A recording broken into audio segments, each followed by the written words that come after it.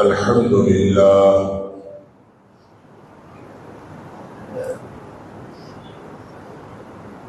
الحمد لله نحمده ونستعينه ونستغفره ونؤمن به ونتوكل عليه ونعوذ بالله من شرور أنفسنا ومن سيئات أعمالنا من يهده الله فلا مضل له ومن يضلل فلا هادي له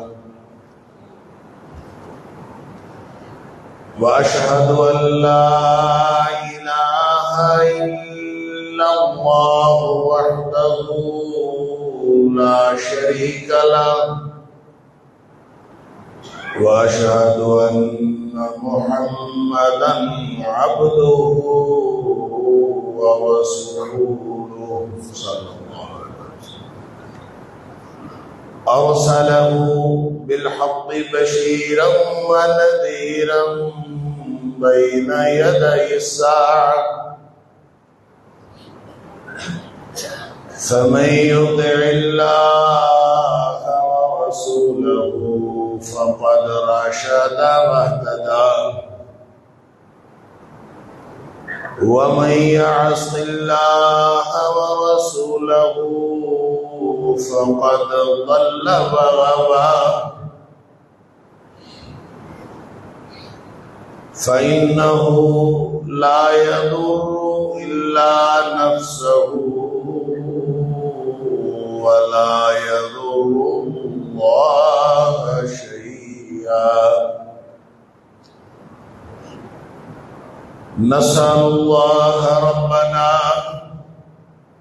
أن يجعلنا ممن يطيعه ويطيع رسوله ويتبع رضوانه ويجتنب سخطه فإنما نحن به بلاء أما بعد فإن خير الحديث كتاب الله وخير الهدي هدي محمد صلى الله عليه وآله وسلم وشر الأمور محدثاتها وكل محدثة بدعة وكل بدعة ضلالة وكل ضلالة في النار فأعوذ بالله السميع العليم من الشيطان الرجيم من همزه ونفخه ونفثه بسم الله الرحمن الرحيم لقد كان لكم في رسول الله أسوة حسنة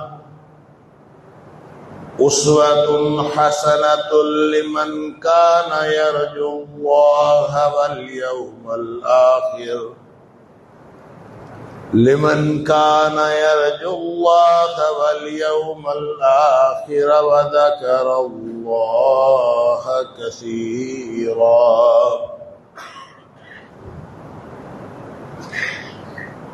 یقیناً تمہارے لیے رسول اللہ صلی اللہ علیہ وسلم کی حیات طیبہ میں آپ کی زندگی میں بہترین نمونہ ہے. ہر اس شخص کے لیے جو اللہ سے ملاقات کی امید رکھتا ہو اور آخرت کے دن کی امید رکھتا ہو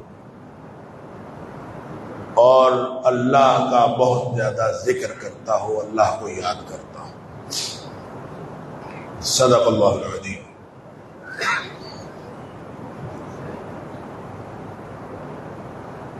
اللہ کریم نے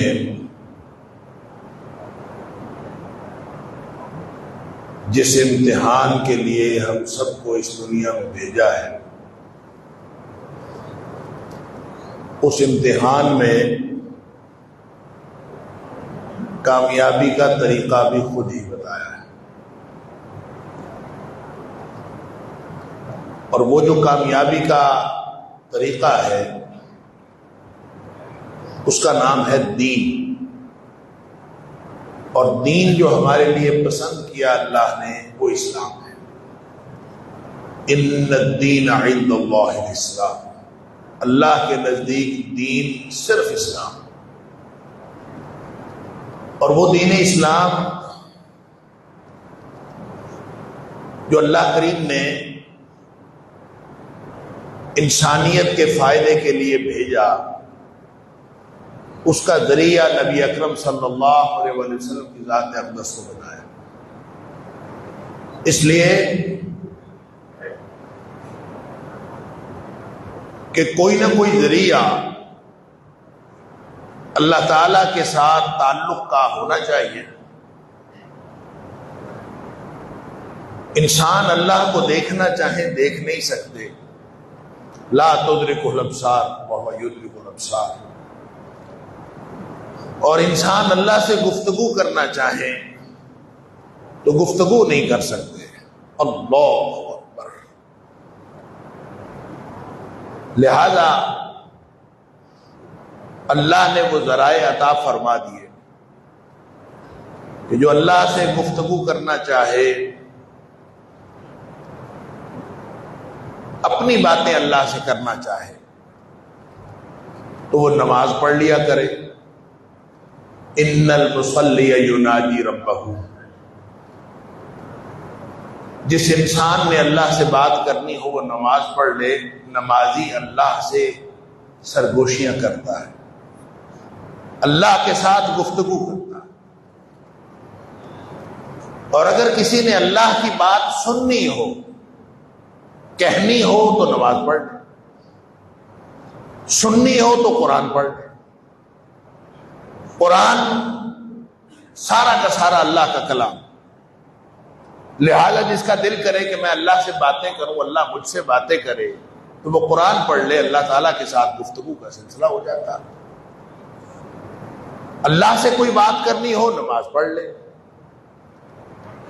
نبی اکرم صلی اللہ علیہ وآلہ وسلم کو کوئی اہم کام جب بھی کبھی درپیش ہوتا تھا، چاہے خوشی والا ہو، چاہے غمی والا ہو، چاہے پریشانی والا ہو، کوئی اہم کام جب بھی درپیش ہوتا تھا، صحابی کہتا ہے اذا حزبہ امر، جب بھی کوئی کام درپیش ہوتا تھا، صلی، نبی اکرم صلی اللہ علیہ وسلم اٹھ کے نماز پڑھنا شروع کر دیا۔ لہذا اللہ کے ساتھ تعلق کا مستقل ذریعہ اللہ تعالیٰ نے بتا دی۔ قرآن کے بارے میں یہ بات بھی آپ نے پڑھ سن رکھی ہوگی کہ نبی اکرم صلی اللہ علیہ وآلہ وسلم نے فرمایا ان ھذا القرآن سبب، یہ قرآن جو ہے یہ رسی ہے، طرفہ بید اللہ و طرفہ بایدیکم، اس کا ایک سرا اللہ کے ہاتھ میں ہے اور ایک سرا تمہارے ہاتھ میں۔ گویا اب جس نے جڑنا ہے اللہ کے ساتھ وہ قرآن کو پکڑ لے، یہ ایک رسی ہے، اللہ نے تو پکڑی ہی ہوئی ہے۔ جب انسان اللہ سے بات کرتا ہے، وہ توجہ سے کرے، وہ عدم توجہ سے کرے، وہ ٹھیک طریقے سے کرے، وہ غلط طریقے سے کرے، جب انسان اللہ سے بات کرتا ہے تو اللہ تو اس کی سنتا ہے، کیونکہ اس نے اعلان کر رکھا ہے کہ جب بھی کوئی مجھے پکارے، جس حالت میں مجھے پکارے، اللہ اکبر، اجیب دعوت الداعی اذا دعان، کوئی پکارنے والا جب مجھے پکارتا ہے تو میں اس کی پکار کا جواب دیتا ہوں۔ پکارنے والا پکارے تو صحیح، اب کوئی قرآن سے جڑے تو صحیح۔ ہو سکتا ہے کسی کا جڑنا بطور مفسر تو ہو، کسی کا جڑنا بطور معلم کے ہو، کسی کا جڑنا بطور متعلم کے ہو۔ قرآن سے جو جڑے گا کسی بھی حیثیت سے جڑ جائے، طالب علم کی حیثیت سے جڑ جائے، جڑے تو صحیح۔ اللہ اکبر۔ اسی طرح قرآن کی، اسی طرح جب نماز پڑھنی ہے تو نماز تو ان المصلی یناجی ربہ، یہ تو اللہ کے ساتھ سرگوشیاں ہیں، اور سرگوشی ایک کا کان قریب ہوتا ہے، دوسرے کا ہونٹ، دوسرے کے منہ اور ہونٹ قریب ہوتے ہیں، پھر سرگوشی ہوتی ہے۔ اور پھر نبی کریم صلی اللہ علیہ وسلم نے فرمایا کہ یہ تو آپس میں اللہ تعالیٰ نے بندے اور اپنے درمیان نماز کو آدھا آدھا تقسیم کر رکھا۔ خود فرماتا ہے، حدیث قدسی ہے، قسمت الصلاۃ بینی و بین عبدی نصفین، میں نے اپنے اور اپنے بندے کے درمیان نماز کو دو حصوں میں تقسیم کر دیا۔ آدھی نماز گویا بندہ پڑھتا ہے اور آدھی نماز اللہ پڑھتا ہے۔ بندہ ٹھیک پڑھے یا نہ پڑھے، اللہ تو پڑھتا ہے۔ غلطی بندے میں ہو سکتی، اللہ میں تو کوئی غلطی نہیں ہو سکتی۔ بندہ الحمدللہ رب العالمین کہے، اس کی توجہ پتہ نہیں کہاں ہو۔ اللہ، اس کو یہ خیال ہی نہ ہو کہ میرا رب کہہ رہا ہے آگے سے حمدنی عبدی، میرے بندے نے میری حمد بیان کی، اس کو یہ خیال ہی نہ ہو تو پھر بھی وہ کہتا تو ہے نا، کیونکہ سکھایا اس نے۔ یہ الحمدللہ رب العالمین کس نے سکھایا؟ اللہ نے سکھایا۔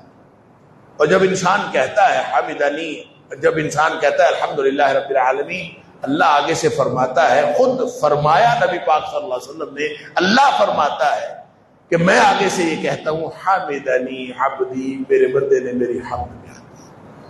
کمال، سکھایا بھی خود۔ یہ فقرہ الحمدللہ رب العالمین کس نے سکھایا؟ اللہ نے۔ مسجد آنے کی توفیق بھی اس نے دی، اپنے سامنے کھڑے ہونے کی توفیق بھی اس نے دی، اور منہ سے کہلوایا بھی اس نے۔ الحمدللہ رب العالمین، سکھایا بھی خود، کہلوایا بھی خود، اور کریم اتنا ہے، رحیم اتنا ہے، کہتا ہے میرے بندے نے میری حمد بیان کی۔ اللہ، اس سے زیادہ اس نے اپنے ساتھ جڑنے کا اور کیا طریقہ بتانا تھا۔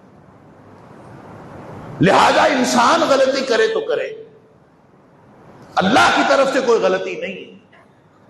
اسی طرح قرآن پڑھنے میں کوئی شخص سمجھے ہی نہ قرآن کو، میرا اللہ کیا کہہ رہا ہے، جڑے تو صحیح قرآن کے ساتھ، بطور مفسر نہیں جڑتا، بطور طالب علم جڑے، بطور معلم نہیں جڑتا، بطور متعلم جڑے، جڑے تو صحیح قرآن کے ساتھ۔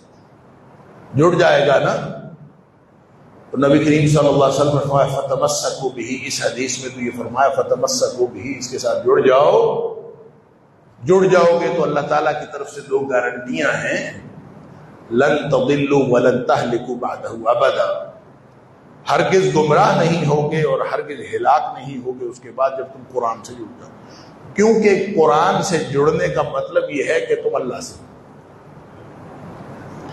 تو جڑنا اصل میں اللہ سے ہے، تعلق اصل میں بندے نے اللہ سے قائم کرنا، کیونکہ پیدا اس نے اس لیے کیا ہے، وما خلقت الجن والانس الا لیعبدون، اس نے پیدا ہی اس لیے کیا ہے کہ سب اللہ کی بندگی کریں، اور اللہ کی بندگی کرنے کے لیے اس کے ساتھ جڑنا ضروری ہے۔ جڑ جائیں جیسے بھی جڑ جائیں، بلکہ قرآن کی جو تعلیم و تعلم ہے نا، اللہ اکبر، قرآن کے اساتذہ کا بڑا مرتبہ ہے۔ قرآن کے مفسرین کا شاید اس سے بھی بڑا مرتبہ ہوگا، قرآن کے معلمین کا بڑا مرتبہ ہوگا، کیونکہ اس نے فرمایا ہے، نبی پاک صلی اللہ علیہ وسلم نے فرمایا ہے خیرکم من تعلم القرآن وعلمہ، تم میں سے بہترین انسان وہ ہے جو قرآن سیکھے اور سکھائے۔ یہاں جب بہترین انسان فرمایا تو معلم کو پہلے نہیں فرمایا، سکھانے والے کو پہلے نہیں فرمایا، سیکھنے والے کو پہلے فرمایا۔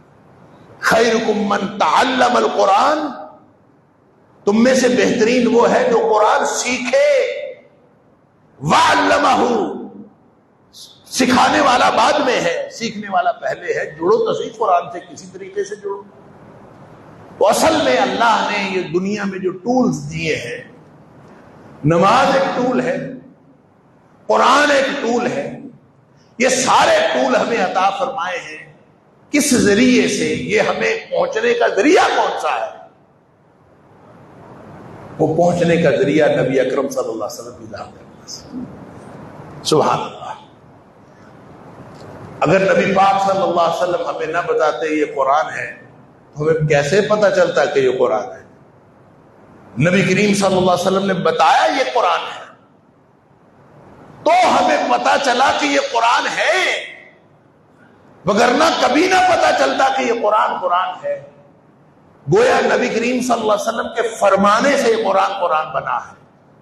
پتہ نہیں ان لوگوں کو کیا مسئلہ ہوتا ہے جن لوگوں نے آج تک دنیا میں یہ شور مچایا ہوا ہے کہ قرآن تو ٹھیک ہے، حدیث کو ہم نہیں مانتے، قرآن کو مانتے ہیں، حدیث کو نہیں مانتے۔ پتہ نہیں انہوں نے کیا سمجھا ہے کہ قرآن کہاں سے آیا اور حدیث کہاں سے آئی، انہوں نے یہ سمجھا کہاں سے؟ نبی اکرم صلی اللہ علیہ وسلم کی سیرت کو الگ کر کے، آپ صلی اللہ علیہ وسلم کی ذات اقدس کو الگ کر کے، آپ کی حدیث اور آپ کی سنت کو الگ کر کے انہوں نے قرآن کو سمجھ کیسے لیا؟ یہ تو سمجھ نہیں آتی انہوں نے کیسے کہہ لیا؟ حالانکہ قرآن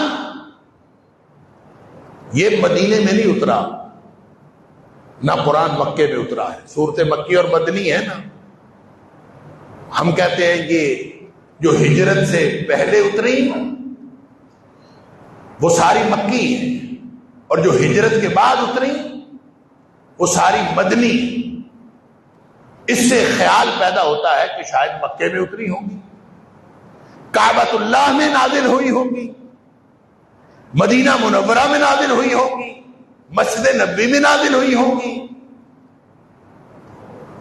ہمیں یہ بات کبھی بھولنی نہیں چاہیے کہ قرآن کی آیات نہ مکے میں نازل ہوئی ہیں، نہ مدینے میں نازل ہوئی ہیں، نہ مسجد نبوی، نہ مسجد حرام۔ قرآن کی آیات نازل ہوئی ہیں نبی پاک صلی اللہ علیہ وسلم کے قلب اطہر پر، آپ کے دل پر،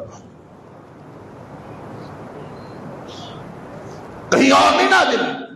قرآن کا محل محبت وحی، جہاں قرآن نازل ہوا وہ نبی اکرم صلی اللہ علیہ وسلم کا قلب اطہر، اس لیے کہ قرآن نے خود کہا نازل بہ الروح الامین، اس کو لانے والا فرشتہ، جس کو فرشتے کو دے کے بھیجا، نازل بہ الروح الامین علی قلبک لتکون من المنذرین۔ اے حبیب صلی اللہ علیہ وسلم، اس کو لانے والا جبریل امین ہے اور نازل کیا ہے آپ کے دل پر، تاکہ آپ لوگوں کو ڈرانے والے بن جائیں، لوگوں کو انذار کرنے والے، لوگوں کو وارن کرنے والے، ان کو متنبہ کرنے والے بن جائیں۔ لہذا نازل ہوا نبی اکرم صلی اللہ علیہ وسلم کے قلب اطہر پر۔ تو پھر ہمیں پتہ کیسے چلا؟ لوگوں کو کیسے پتہ چلا کہ یہ قرآن ہے؟ دل میں کوئی چیز بات ہو تو وہ دوسروں کو کیسے پتہ چلتا ہے؟ ظاہر ہے میرے دل میں کوئی بات ہو، میں بولوں گا تو پتہ چلے گا نا، یا میں کچھ کروں گا تو پتہ چلے گا کہ میرے دل میں کیا ہے۔ اگر میں بالکل خاموشی کے ساتھ بغیر ہلے بے حس و حرکت بیٹھا رہوں تو کسی کو نہیں پتہ چلے گا کہ کس کے دل میں کیا۔ میرے افعال بتائیں گے، میرے اقوال بتائیں گے کہ میرے دل میں کیا ہے۔ لہذا نبی اکرم صلی اللہ علیہ وسلم آپ جب بولے، بول کے ہی بتانا تھا نا کہ یہ قرآن ہے، تو جب آپ بولتے ہیں تو وہ قرآن ہوتا ہے کہ حدیث ہوتی ہے؟ نبی کریم صلی اللہ علیہ وسلم جو بولتے ہیں، ما صدر عن النبی من قول او فعل او تقریر، نبی پاک صلی اللہ علیہ وسلم بولے تو حدیث ہوتی ہے، آپ کچھ کریں تو وہ حدیث ہوتی ہے، اور آپ کسی چیز کو جو سامنے ہو رہی ہو اس کو برقرار رکھیں، اس پر خاموشی اختیار فرمائیں، اس کو سامنے ہونے والے عمل کو برقرار رکھیں تو بھی وہ حدیث ہوتی ہے۔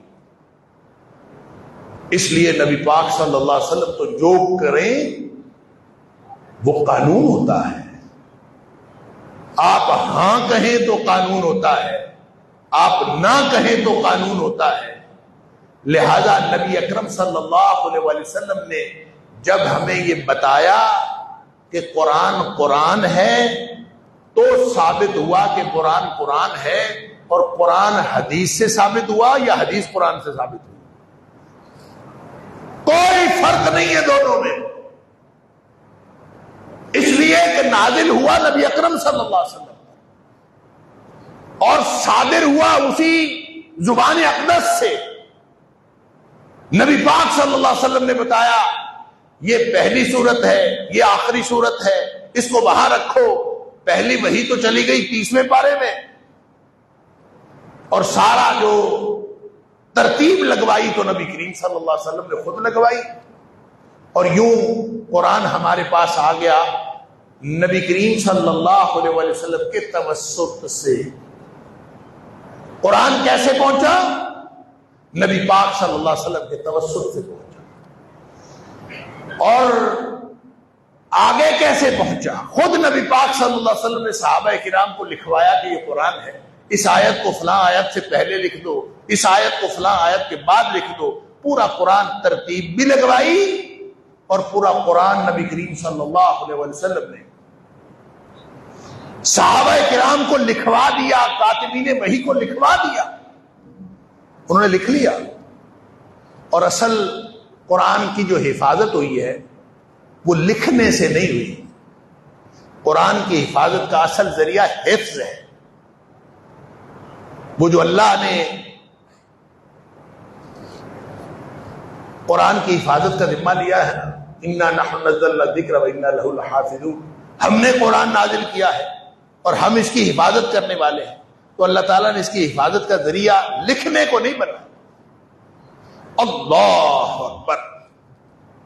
خود نبی پاک صلی اللہ علیہ وسلم جب پڑھتے تھے، جبریل آ کے پڑھاتے، نبی پاک صلی اللہ علیہ وسلم اس کو پڑھتے تو آپ جلدی جلدی جلدی جلدی پڑھتے تاکہ بھول نہ جائے، کوئی چیز مس نہ ہو جائے، رہ نہ جائے۔ تو اللہ نے قرآن میں فرمایا کہ جلدی کرنے کی ضرورت نہیں ہے، ہم تمہیں خود اس کو فَإِذَا قَرَأْنَاهُ فَاتَّبِعْ قُرْآنَهُ، جب ہم تمہیں پڑھائیں تو بعد میں اس کے پیچھے پیچھے پڑھا کرو، اس لیے کہ اس کو جمع کرنا، ان علینا جمعہ وبیانہ، قرآن کا ان علینا جمعہ وقرآنہ، قرآن کا جمع کرنا اور اس کو پڑھانا یہ ہمارے ذمہ ہے۔ گویا نبی کریم صلی اللہ علیہ وسلم جو کچھ پڑھتے رہے، آپ یاد کرتے تھے، آپ کو یاد ہو جاتا تھا، اللہ تعالیٰ کی طرف سے آتا تھا، آپ کو یاد ہو جاتا تھا۔ نبی پاک صلی اللہ علیہ وسلم صحابہ کرام کو لکھواتے تھے، صحابہ کرام اس کو یاد کرتے تھے، اور یوں حفظ اصل ذریعہ ہے۔ آج بھی جو بچے قرآن حفظ کرتے ہیں، یہ دراصل اللہ تعالیٰ کی وہ کارکنان ہیں جو حفاظت قرآن کی ذمہ داری سر انجام دیتے ہیں۔ ذمہ داری اللہ کی ہے، اِنَّا نَحْنُ نَزَّلْنَا الذِّكْرَ وَإِنَّا لَهُ لَحَافِظُونَ، ذمہ داری اللہ کی ہے، لیکن اللہ نے وہ ذمہ داری پوری کرنے کے لیے جو انتخاب فرمایا ہے، ان بچوں کا فرمایا ہے جو بچے قرآن حفظ کرتے ہیں۔ یہ قرآن اسی طرح سے نبی کریم صلی اللہ علیہ وسلم کے دور سے لے کر آج تک اس کی حفاظت حفظ کے ذریعے ہے۔ کتنا بڑا اعزاز! جو بات میں عرض کرنا چاہ رہا ہوں وہ یہ کہ نبی کریم صلی اللہ علیہ وسلم نے حفظ کیا، آپ نے آگے لوگوں کو بتایا. نبی کریم صلی اللہ علیہ وآلہ وسلم ہی ذریعہ بنے قرآن کا. اگر نبی پاک صلی اللہ علیہ وسلم ہمیں نہ بتاتے کہ قرآن ہے تو ہمیں کیسے پتہ چلتا؟ نہیں پتہ چلتا. قرآن کا پتہ چلا نبی کریم صلی اللہ علیہ وسلم نے بتایا تو قرآن کا پتہ چلا. نبی کریم صلی اللہ علیہ وسلم جس چیز کو بتا دے وہ قرآن ہے، جس کو آپ نہ بتائیں وہ قرآن نہیں ہے. اسی طرح پورا اسلام جس کو نبی کریم صلی اللہ علیہ وسلم فرما دیں گے اسلام ہے وہ اسلام ہے، جس کو آپ نہ فرمائیں وہ اسلام نہیں. اس کا مطلب ہے کہ دین اسلام کی پوری اتھارٹی اللہ نے نبی کریم صلی اللہ علیہ وسلم. یہ وہ بات ہے جو اللہ تعالیٰ نے قرآن میں فرمائی لقد من اللہ علی المؤمنین اذ بعث فیہم رسولا من انفسہم. اللہ نے احسان فرمایا ہے اہل ایمان پر. اگر نبی پاک صلی اللہ علیہ وسلم نہ ہوتے ہمارے پاس قرآن کیسے پہنچتا؟ اگر نبی پاک صلی اللہ علیہ وسلم کی ذات اقدس نہ ہوگی ہمارے پاس اسلام کیسے پہنچتا؟ اور پھر اللہ تعالی جزائے خیر دے ان لوگوں کو جنہوں نے نبی کریم صلی اللہ علیہ وسلم سے جیسے لیا دین اسلام ویسے ویسے آگے پہنچا دیا. آپ نے خطبہ حجۃ الوداع کے موقع پر فرمایا تھا فَلْيُبَلِّغِ الشَّاهِدُ الْغَائِبُ. میرے سے دین سیکھ لیا ہے؟ پہلے پوچھا سیکھ لیا؟ حل بلغتکم. 23 برس لگائے نبی پاک صلی اللہ علیہ وسلم نے صحابہ کرام کو دین سکھانے. سیکھ لیا؟ کیا میں نے پہنچا دیا؟ صحابہ کرام نے کہا قد بلغت وادیت ونصحت. آپ نے پہنچا دیا، نصیحت کا خیرخواہی کا حق ادا کر. پھر اللہ سے گواہی لی اللہم اشہد اللہم اشہد اللہم اشہد. اللہ تو بھی گواہ ہو جا، اللہ تو بھی گواہ ہو جا. اللہ تعالیٰ گواہ ہوا. اللہ تعالیٰ نے قرآن میں فرمایا الیوم اکملت لکم دینکم واتممت علیکم نعمتی ورضیت لکم الاسلام دینا. میں جس دین کو آج دین مکمل ہو گیا ہے اور جس دین کو پسند کیا اس کا نام اسلام ہے، وہ مکمل ہو گیا. اللہ نے بھی گواہی دے دی. پھر نبی پاک صلی اللہ علیہ وسلم نے فرمایا فَلْيُبَلِّغِ الشَّاهِدُ الْغَائِبَ. آنے والے جو بھی موجود نہیں ہیں موجود لوگوں کا فرض بنتا ہے کہ یہ ان تک میرا دین پہنچا، تاکہ کوئی بندہ ایسا نہ رہ جائے جس تک یہ دین نہ پہنچے. اور نبی کریم صلی اللہ علیہ وسلم نے فرمایا کہ قرب قیامت یہ دین ہر جگہ پہنچ جائے گا، ہر کچے پکے گھر میں پہنچ جائے گا، ہر کچے پکے گھر میں پہنچ جائے گا. شاید یہ انفارمیشن ٹیکنالوجی کی طرف اشارہ تھا، شاید یہ سیٹلائٹ ٹیلی ویژن کی طرف اشارہ تھا کہ یہ لوگوں نے ایجاد کرنے والوں نے تو پتہ نہیں کس مقصد کے لیے ایجاد کیے، لیکن اللہ تعالیٰ نے اس کو دین کے اشاعت کا ذریعہ بنا دیا. اللہ اکبر. دیکھ لیں یہ لگا ہوا کیمرہ اور دنیا میں جو مرضی سننا چاہے پوری دنیا میں، چاہے وہ کچے گھر میں رہتا ہو چاہے پکے گھر میں رہتا ہو، ہر جگہ پہنچ گیا. اللہ اکبر. اور جو رہ گیا ہے وہاں بھی پہنچ جائے گا، کیونکہ یہ وعدہ ہے نبی کریم صلی اللہ علیہ وسلم کا کہ ہر کچے پکے گھر میں پہنچ جائے گا. اور آپ نے فرمایا کہ جو موجود ہیں یہ پہنچا دیں ان لوگوں کو جو موجود نہیں. یوں وہ جو پہنچانے والے ہیں صحابہ کرام سے لے کر آج تک وہ پہنچاتے رہے. اور جس نے کتاب لکھی اس نے یہ کہا کہ میں نے یہ کتاب تو لکھی ہے لیکن یہ میں اپنی طرف سے نہیں لکھ رہا. جس نے حدیث لکھی اس نے بتایا کہ میں نے یہ بات فلاں سے سنی ہے، اس نے فلاں سے سنی، اس نے فلاں سے سنی ہے، اور اس نے نبی پاک صلی اللہ علیہ وسلم سے سنی. اس نے یہ بتایا. اور جب یہ فلاں فلاں آئے درمیان میں جتنے نام آئے, اللہ, اس کو کہتے ہیں سلسلہ سند. یہ سند کا سلسلہ ہوا اور ہر شخص پوچھتا تھا بتاؤ اگر تم کہتے ہو کہ نبی پاک صلی اللہ علیہ وسلم کی حدیث ہے تو تم نے کس سے سنی؟ وہ کہتا میں نے فلاں سے سنی. فلاں نے کس سے سنی؟ فلاں سے سنی. فلاں نے کس سے سنی؟ فلاں سے سنی. نبی پاک صلی اللہ علیہ وسلم تک سلسلہ پہنچ گیا تو پھر اب دوسرا کام شروع ہوتا تھا. وہ دوسرا کام پتہ کیا کہ یہ جو لوگ دعویٰ کر رہے ہیں کہ ہم نے سنی اور اس نے فلاں سے سنی, اس نے فلاں سے سنی, پہلے ذرا ان کے حالات زندگی چیک کرو, یہ اس قابل ہیں کہ ان کے اوپر اعتبار کیا جا سکے. لہذا ان کے حالات زندگی, اللہ اکبر, انگریز اور جرمن مفکر وہ حیران ہیں کہ یہ مسلمانوں کو کیا ہو گیا کہ 5-6 لاکھ لوگوں کے حالات زندگی کا قلم بند کر دیا, ان کے حالات زندگی کے اوپر کتابیں لکھ دی, اسماء الرجال کا فن ایجاد کر دیا جس کو کہتے ہیں اسماء الرجال, اور کتابیں لکھ لکھ کے لوگوں کے حالات زندگی لکھ دیے کہ یہ بچپن میں کیسا تھا, جوانی میں کیسا تھا, بڑھاپے میں کیسا تھا.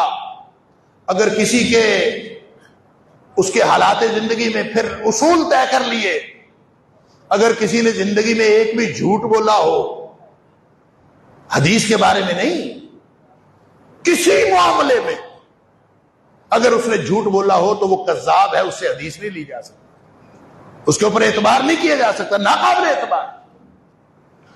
یہ ایک ایسا سند کا سلسلہ نبی پاک صلی اللہ علیہ وسلم تک ملا دیا اور وہ 10-12 اصول بنا دیے کہ کسی شخص کے اندر ان میں سے کوئی نقص نہ ہو. حتیٰ کہ یہ تک اتنی احتیاط بھی کی کہ کسی کے بڑھاپے کے اندر یادداشت اگر چلی گئی تو بڑھاپے میں اس سے حدیث نہیں لینی. اگر جوانی میں اس نے کوئی حدیث بیان کی ہے تو وہ قابل قبول ہے. اگر اس نے بڑھاپے میں جا کے حدیث بیان کی ہے اور اس کی یادداشت چلی گئی ہے, لہذا یہ ممکن ہے کہ اس کی یادداشت درست نہیں, اس نے یہ حدیث درست بیان نہ کی ہو, لہذا اس کی بڑھاپے کی بیان کی ہوئی حدیث جو ہے وہ نہیں لی جاتی, وہ ناقابل قبول. اللہ, یہاں تک کہ اگر ان 5-6 لاکھ لوگوں میں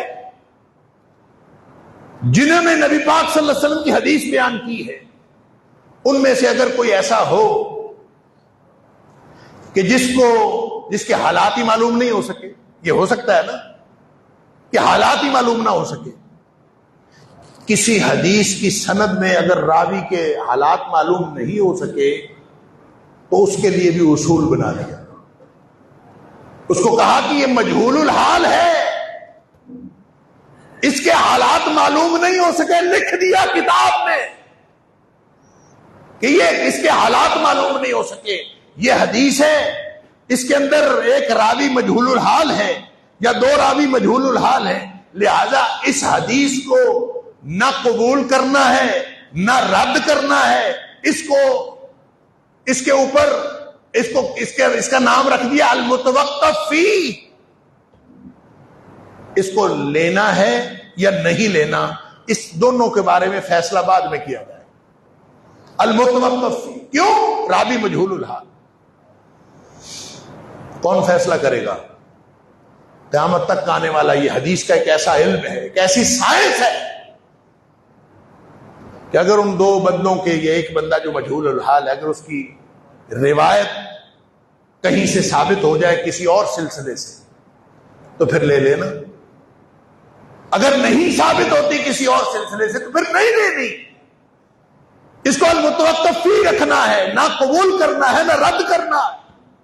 اس قدر پریسائزڈ سائنس ہے حدیث کی, تو ہمارے پاس نبی کریم صلی اللہ علیہ وسلم والا دین پہنچا ہے, وگرنہ پتہ نہیں کیا پہنچتا ہمارے پاس. جھوٹ دیکھتے ہیں دنیا میں کتنا, تاریخ کے اندر کتنا جھوٹ لکھا گیا ہے, سمجھ آتی ہے. آج کل کے سیاسی حالات ہی دیکھ لیں، سمجھ آتی ہے حکومتی سطح پہ کیا سوچا، کیا کیا اور کیا بتایا جا رہا ہے، اور عوامی سطح پہ کیا سوچا اور کیا کیا اور کیا بتایا جا رہا ہے۔ جب آج کے دور میں جب میڈیا اتنا تیز ہے، اتنا کچھ ہو سکتا ہے، تو ماضی میں تاریخ کے ساتھ کیا کچھ ہوتا رہا ہوگا جو لکھتے گئے۔ یہ تو اللہ تعالیٰ جزائے خیر دے محدثین کو۔ عبداللہ ابن مبارک علیہ الرحمہ کہتے ہیں کہ اگر سند نہ ہوتی، اللہ اکبر، تو پھر جو چاہتا دین کے بارے میں جو مرضی کہہ دیتا۔ تو شکر ہے الحمدللہ یہ اسناد ہے۔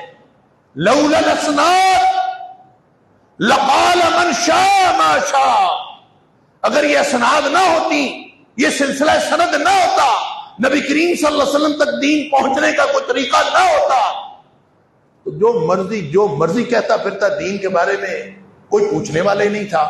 ویسے تو آج فتنے کے دور میں دین کے بارے میں بڑے بڑے فتنے اٹھتے ہیں اور جو مرضی کہتے ہیں، پھر بھی جو مرضی کہتے ہیں، لیکن اللہ کا شکر ہے اس کو پرکھنے کے لیے اصول موجود۔ تو نبی اکرم صلی اللہ علیہ وسلم کی ذات اقدس وہ ذات ہے جس نے ہمیں اللہ سے جوڑا ہے، اور آج جس نے جڑنا ہے اس کے پاس اللہ کا قرآن ہے اور نبی اکرم صلی اللہ علیہ وسلم کی احادیث کا سلسلہ ہے۔ وہ سلسلہ سند ہے، وہ علم ہے، وہ فیض ہے۔ آپ کو پتہ ہے محدثین نے کس قدر دیانتداری کا مظاہرہ کیا کہ اگر نبی پاک صلی اللہ علیہ وسلم نے کوئی حدیث بیان کرتے ہوئے آپ مسکرائے ہیں نا، تو صحابی نے تابعی کو حدیث بتاتے وقت یہ مسکرا کے دکھایا ہے کہ نبی کریم صلی اللہ علیہ وسلم اس طرح مسکرائے تھے۔ پھر تابعی نے تبع تابعی کو حدیث بتاتے وقت مسکرا کے دکھایا ہے کہ نبی پاک صلی اللہ علیہ وسلم نے اس طرح مسکرا کے یہ حدیث بیان کی تھی۔ حتیٰ کہ آج بھی جو استاد حدیث بیان کرتا ہے، اپنے اسٹوڈنٹس کو بتاتا ہے، تو وہ مسکرا کے دکھاتا ہے کہ نبی پاک صلی اللہ علیہ وسلم اس طرح مسکرائے تھے اور مسکرا کے یہ حدیث بیان کی۔ یہ اس طرح ہمارے پاس یہ دین کا علم پہنچا ہے، ہم شکر کریں اللہ کا۔ تو نبی اکرم صلی اللہ علیہ وسلم لقد من اللہ علی المؤمنین اذ بعث فیہم رسولا من انفسہم، اللہ نے تو یہ انعام کیا اہل ایمان پر، یہ ہم پر شکر کریں ہم اہل ایمان کو نبی اکرم صلی اللہ علیہ وسلم جیسی ذات اقدس میسر آئی جس نے اللہ کے ساتھ جوڑ دیا ہے، چاہے وہ قرآن ہو اور چاہے نبی پاک صلی اللہ علیہ وسلم کے فرامین ہو۔ پورا کا پورا دین اسلام وہ نبی اکرم صلی اللہ علیہ وسلم کے اوپر مدار رکھتا ہے۔ اگر نبی اکرم صلی اللہ علیہ وسلم کی ذات اقدس نہ ہوتی تو ہمیں کھ پتہ نہ ہوتا۔